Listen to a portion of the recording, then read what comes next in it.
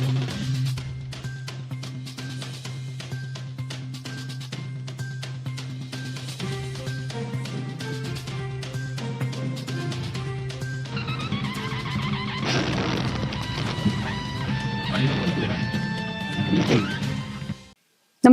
आपण पाहता हिरकणी न्यूज.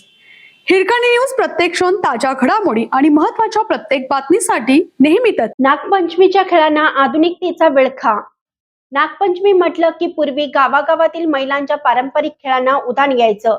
घरातील कामे बाजूला ठेवून महिला एकत्र येत गाणी म्हणत जिम्मा, फुगडी, फेर धरून विविध खेळ खेळायच्या. गावातील मोठ्या चढांना दोरखंडाचे झोपाळे बांधले जायचे. मात्र काळ बदलला तसे नागपंचमीच्या सणातील या पारंपरिक खेळांचे स्वरूपही बदलले आहे. पूर्वी ग्रामीण भागात मोठ्या प्रमाणात दिसणारे हे खेळ आता मोजक्या ठिकाणीच पाहायला मिळत आहेत.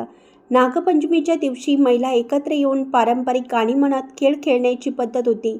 जिम्मा, फुगडी, फेर, टिपऱ्या यासह विविध खेळांमधून महिलांना विरंगुळा मिळत असे. यामुळे महिलांमध्ये स्नेहभाव वाढत असे आणि गावातील सामाजिक एकोपा दृढ होत असे.